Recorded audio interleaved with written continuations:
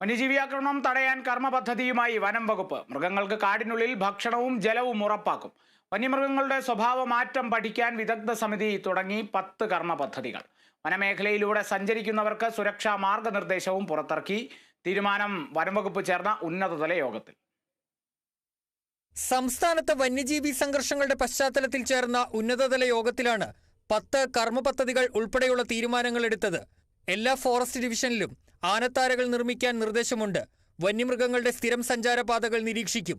വന്യജീവി സംഘർഷ മേഖലയിൽ പ്രശ്നമുണ്ടായാൽ ഉടനടി ഇടപെടാൻ കഴിയുന്ന സന്നദ്ധ പ്രതികരണ സേന രൂപീകരിക്കും.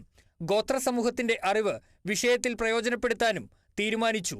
വേനൽക്കാലം കൂടി എത്തിയ സാഹചര്യത്തിൽ വന്യമൃഗങ്ങൾക്ക് വനത്തിൽ തന്നെ ഭക്ഷണവും ജലവും ഉറപ്പാക്കാനും വന്യമൃഗങ്ങളുടെ സ്വഭാവമാറ്റങ്ങൾ പഠിക്കാൻ വിദഗ്ധ സമിതിയെ നിയോഗിക്കാനും യോഗത്തിൽ തീരുമാനമെടുത്തിട്ടുണ്ട്. വനാതിർത്തികളിൽ സൗരോർജ്ജ വേലികൾ സ്ഥാപിക്കും. കൂടാതെ കുരങ്ങ് ശല്യം നിയന്ത്രിക്കാൻ നിയമാനുസൃതമായ മാർഗരേഖ തയ്യാറാക്കും. കാട്ടുപന്നി ശല്യം വ്യാപകമായ സ്ഥലങ്ങളുള്ള പഞ്ചായത്തുകൾക്ക് സഹായം നൽകും. പാമ്പുകടി മരണം ഇല്ലാതാക്കാൻ ആന്റിവനം ഉൽപാദനവും വിതരണവും ഊർജിതമാക്കുന്നതടക്കമുള്ള കർമ്മപദ്ധതികൾക്കാണ് വനംവകുപ്പ് രൂപം നൽകിയിരിക്കുന്നത്. കാടുപിടിച്ചു കിടക്കുന്ന എസ്റ്റേറ്റുകളുടെ ഉടമകൾക്ക് അടിയന്തരമായി കാടുനീക്കം ചെയ്യാൻ നോട്ടീസ് അയക്കും. വനത്തിലൂടെ കടന്നുപോകുന്ന റോഡുകൾക്കിരുവശവും അടിക്കാടുകൾ വെട്ടിത്തെളിച്ച് വിസ്ത ക്ലിയറൻസ് നടത്തുന്നതിനും നിർദ്ദേശം നൽകി. വേനൽക്കാലത്ത് വനമേഖലയിലൂടെ യാത്ര ചെയ്യുന്നവരും വനത്തിനടുത്ത് താമസിക്കുന്നവർക്കും ബോധവൽക്കരണം നടത്താനും വനപ്രദേശങ്ങളിലെ പാതകളിൽ രാത്രിയാത്ര നടത്തുന്നവർക്ക് ജാഗ്രതാ നിർദ്ദേശം നൽകാനും യോഗത്തിൽ തീരുമാനിച്ചു. Kerala vision news, Thiruvananthapuram.